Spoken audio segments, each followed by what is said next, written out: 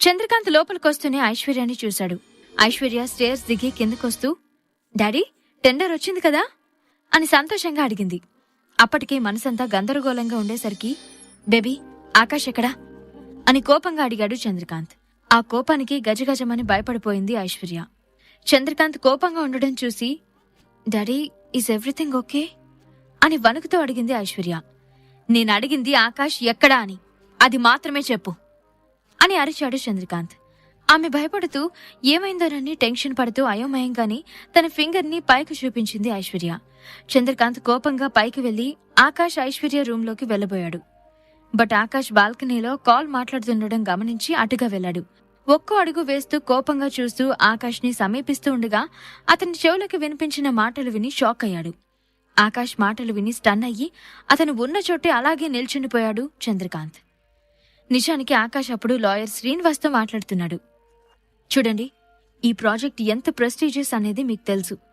అయినా మనం రిస్క్ చేస్తున్నామంటే కేవలం నేనేంటో నిరూపించుకోవాలని మాత్రమే అని చెప్తున్నాడు ఆకాష్. లాస్ట్ వర్డ్స్ మాత్రమే విన్న చంద్రకాంత్కి అసలు మ్యాటర్ తెలియక ఆకాష్ ని అపార్థం చేసుకున్నాడు. ఇవాళ టెండర్లో పోగొట్టుకున్న ప్రాజెక్ట్ గురించేనేమోనని తప్పుగా అర్థం చేసుకున్నాడు. అతని మనసంతా కకావికలమైంది. ఏం చేయాలో తెలియక అలాగే నిల్చుని ఉండిపోయాడు. ఆకాష్ ఆ తర్వాత మాట్లాడిన మాటలేవి అతనికి వినిపించలేదు. చంద్రకాంత్ మనసంతా ప్రాజెక్ట్ అనే చోటే ఆగిపోయింది. ఆకాష్ ని నిలదీయడానికి కూడా మనసు ఒప్పక మౌనంగా తన రూంలోకి వెళ్ళిపోయాడు చంద్రకాంత్. ఆకాష్, నువ్వు నిజంగా ఇలా చేశావా? కళ్ళ ముందు జరుగుతున్నది నిజమా లేక అబద్ధమా అని ఎటూ తేల్చుకోలేక బాధపడ్డాడు చంద్రకాంత్. చంద్రకాంత్ వెళ్లిన 2 మినిట్స్ తర్వాత పైకొచ్చిన ఐశ్వర్యకి తన రూంలో ఆకాష్, చంద్రకాంత్లు కనిపించకపోవడంతో రూం బయటకొచ్చి చూసింది ఐశ్వర్య. బాల్కనీలో కాల్ మాట్లాడుతున్న ఆకాష్ ఐశ్వర్యని చూసి కాల్ కట్ చేసి ఐశ్వర్య దగ్గరకొచ్చాడు. ఆకాష్ కోసమే వెతుకుతున్న ఐశ్వర్యని చూసి సడన్ గా ఐషు అని ఆకాష్ పిలవడంతో ఉలిక్కిపడి వెనక్కి తిరిగింది. ఐశ్వర్యని సైడ్ నుంచి హగ్ చేసుకుని, హే ఐషు, నేనే, ఏంటా కంగారు అంటూ ముద్దివ్వబోయాడు ఆకాష్. ఆకాష్ భుజాలపై చేతితో కొడుతూ, యూ ఇడియట్ అని అరిచింది ఐశ్వర్య. హే ఐషు, ఎందుకు కొడుతున్నావు? ఇంకెన్ని రోజులు ఇలాగే ఉండాలి చెప్పు? బా, స్టాప్ ఇట్ ఐషు అని సరదాగా నవ్వుతూ ఐశ్వర్యను ఆపే ప్రయత్నం చేస్తున్నాడు ఆకాష్.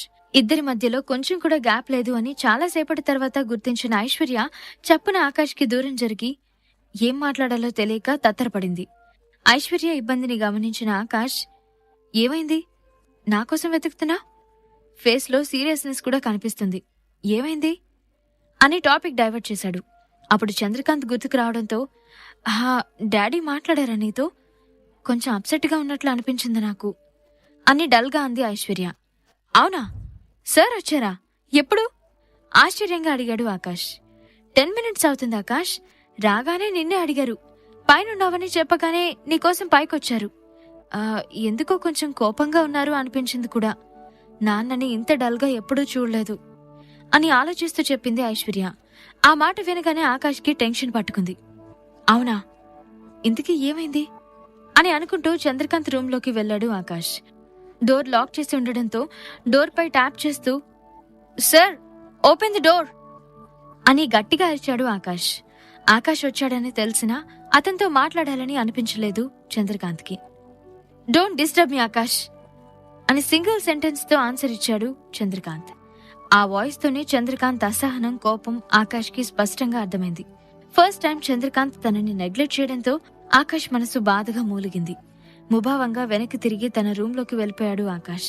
బెడ్ మీద కూర్చుని బుక్ చదువుతున్న ఐశ్వర్య ఆకాష్ తొందరగా రావడం చూసి, సార్ గారు తొందరగా వచ్చారే అని టీజింగ్ అడిగింది ఐశ్వర్య.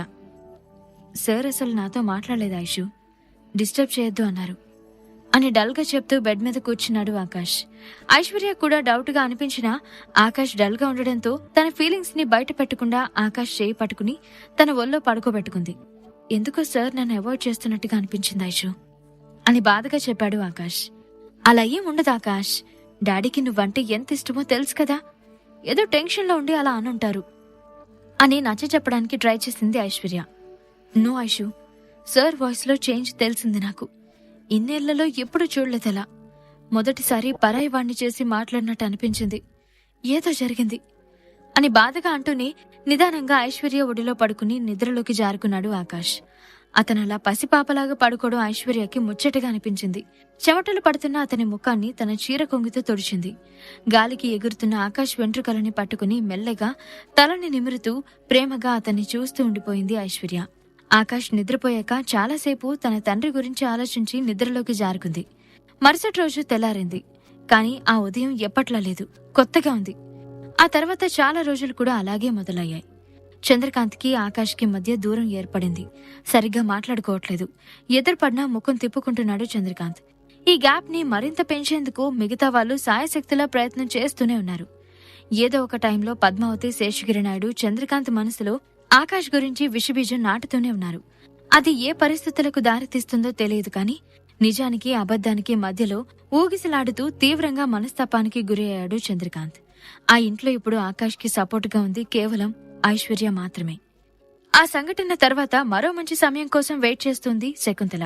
ఈసారి వేసే ప్లాన్ లో ఖచ్చితంగా ఆకాష్ ని ఇంట్లో నుండి వెలివేసే విధంగా ఉండాలని దీర్ఘంగా థింక్ చేస్తుంది శకుంతల. సరిగ్గా అప్పుడే ఏం ఆలోచిస్తున్నావు శకుంతల అని అడుగుతూ వచ్చింది పద్మావతి. ఇప్పుడిప్పుడే అన్నయ్య మైండ్లో ఆకాష్ గురించి నెగిటివ్ గా ఫీడ్ అయింది.